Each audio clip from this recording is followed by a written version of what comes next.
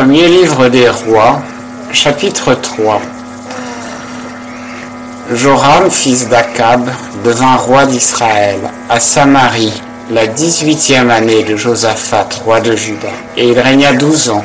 Il fit ce qui est mauvais aux yeux de l'Éternel, non pas pourtant comme son père et sa mère, car il ôta la statue de Baal que son père avait faite. Seulement il demeura dans les péchés de Jéroboam, fils de Nébat, qui avait fait pécher Israël. Il ne s'en détourna point. Or Mécha, roi de Moab, avait de grands troupeaux, et il payait au roi d'Israël un tribut de 100 000 agneaux et 100 000 béliers avec leur laine.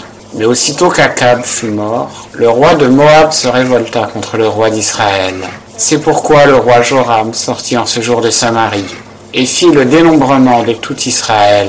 Et il envoya vers Josaphat, roi de Juda, pour lui dire: le roi de Moab s'est révolté contre moi. Viendras-tu avec moi à la guerre contre Moab? Et il répondit: j'y monterai. Dispose de moi comme de toi, de mon peuple comme de ton peuple, de mes chevaux comme de tes chevaux. Et il dit: par quel chemin montons-nous? Et Joram répondit: par le chemin du désert d'Édom. Ainsi, le roi d'Israël partit, avec le roi de Juda et le roi d'Édom. Et faisant le tour, ils marchèrent pendant 7 jours. Mais l'eau manqua pour le camp et pour les bêtes qui suivaient. Alors le roi d'Israël dit: hélas, l'Éternel a sûrement appelé ces 3 rois pour les livrer entre les mains de Moab.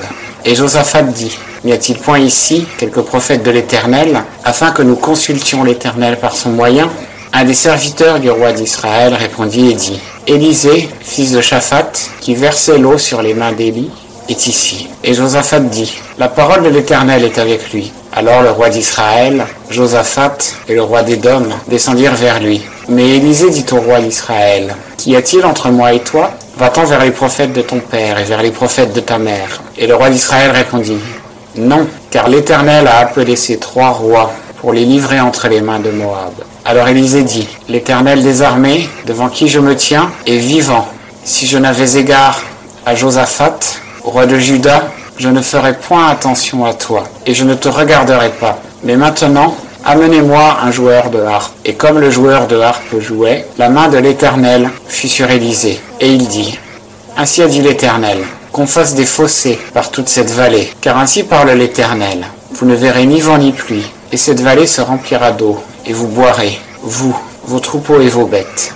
Et c'est peu de choses aux yeux de l'Éternel. Il livrera encore Moab entre vos mains, et vous frapperez toutes les villes fortes et toutes les villes principales. Vous abattrez tous les bons arbres, vous boucherez toutes les sources d'eau, et vous couvrirez de pierres tous les meilleurs champs. Le matin donc, à l'heure où l'on offre l'oblation, il arriva qu'on vit des eaux venir par le chemin d'Édom, et le pays fut rempli d'eau. Or tous les Moabites, ayant appris que les rois étaient montés pour leur faire la guerre, s'étaient assemblés à cri public, depuis l'âge où l'on ceint le baudrier et au-dessus, et ils se tenaient sur la frontière. Et le matin, à leur lever, comme le soleil se levait sur les eaux, les Moabites virent vis-à-vis d'eux les eaux rouges comme du sang.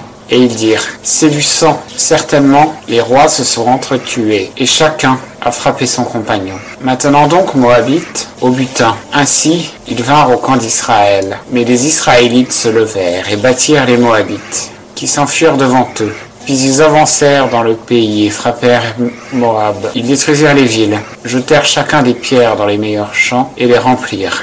Ils bouchèrent toutes les sources d'eau et abattirent tous les bons arbres, jusqu'à ne laisser que les pierres à Kir-Hareset, que les tireurs de fronde environnèrent et battirent. Et le roi de Moab, voyant qu'il n'était pas le plus fort, prit avec lui 700 hommes tirant l'épée pour pénétrer jusqu'au roi d'Édom, mais ils ne le purent.